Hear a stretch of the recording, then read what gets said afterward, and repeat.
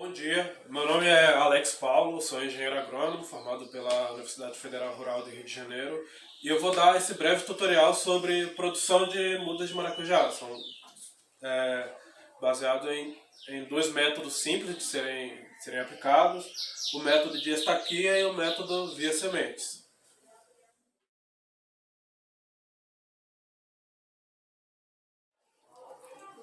A estaca ela deve ser oriunda da parte intermediária do ramo, nem muito lenhosa nem muito herbácea. É ideal que tenha de 3 a 4 gemas.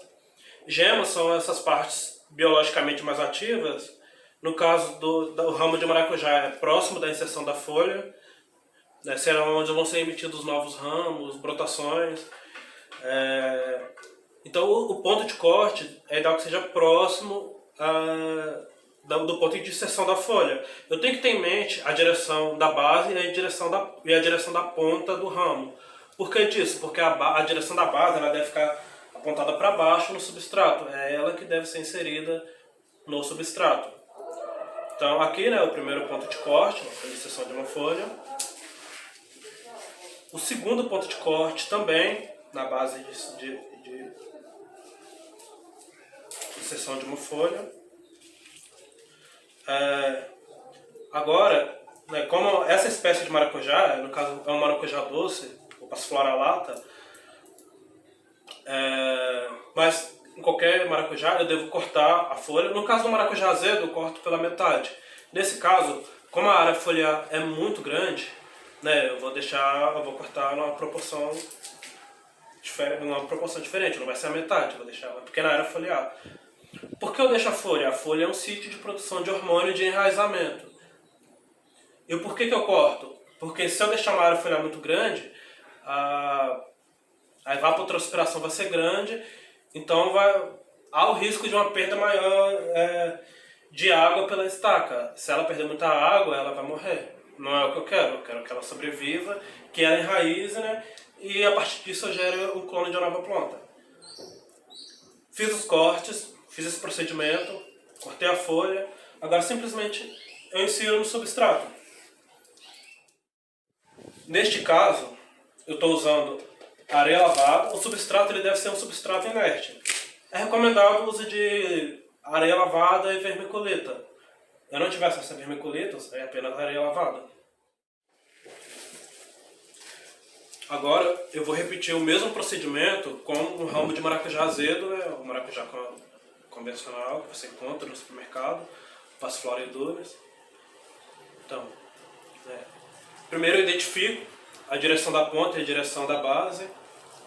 Neste caso, a ponta, né, essa seria a ponta, essa é a direção da base. O corte no local onde existe uma gema, né, tentando deixar ela presente.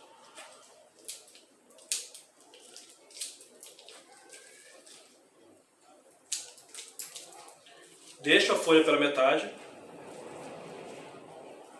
Repare o formato da folha é diferente, né, do exemplo anterior. Uma coisa muito importante é que a planta matriz, né, os ramos que você está usando para fazer esses taques devem ser sadios.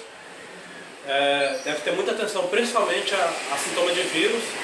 Se tem sintoma de vírus, cancela a operação, não use esse material. Deve ser um material sadio.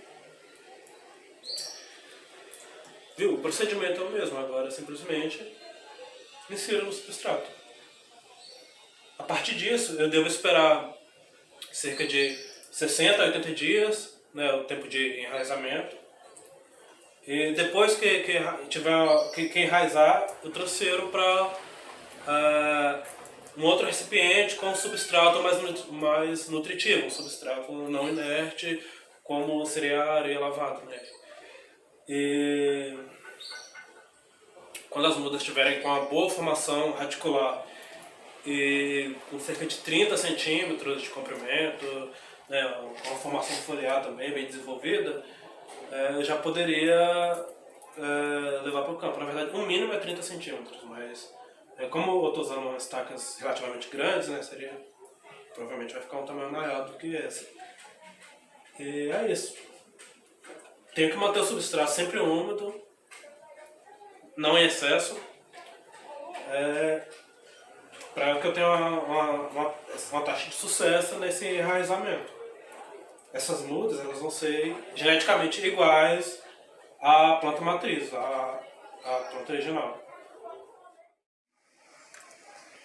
E aí está, procedimento realizado com sucesso.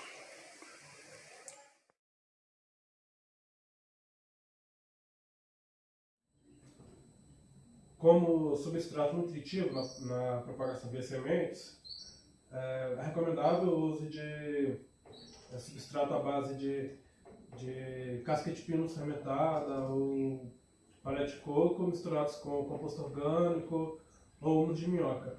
Neste caso, estou usando um substrato comercial à base de casca de pinos e nos últimos 1 centímetro foi adicionada areia lavada. Essa areia lavada é para proteger do impacto direto da gota de água. E sobre a propagação via sementes, especificamente, o recipiente ideal ele deve ser de no mínimo 250 ml. Pode ser sacolinha, pode ser bandeja, pode ser cuvete. Neste caso, uma bandeja de 128 células.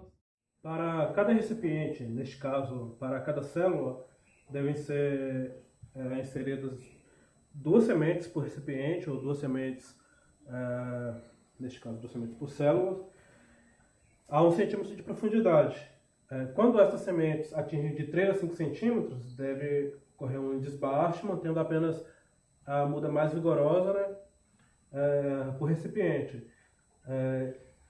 E quando estas, enfim, atingirem no mínimo de 30 centímetros, o que ocorre entre 50 a 70 dias após a semeadura, estas já podem ser levadas ao campo. Caso não venham a ser levadas para o campo, elas devem ser transferidas para um recipiente maior que comporte o sistema radicular e as suas necessidades nutricionais.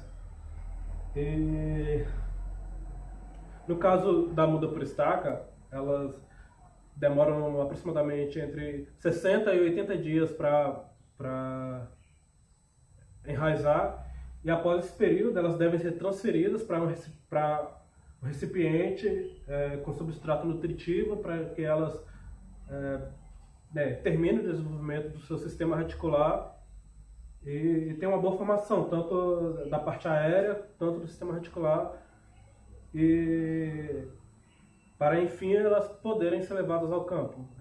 A muda por estaca é uma muda que ela demora mais para ser preparada do que a muda por semente. Uma informação importante sobre a irrigação dessas mudas é que esta deve ser evitada ao máximo a ser realizada no fim da tarde ou durante a noite, porque a planta não fique um longo período, né, principalmente com a parte aérea molhada, para não proporcionar essas doenças, né, de parte aérea, como bacterioses e fungos. Bem, aqui estão, né, minhas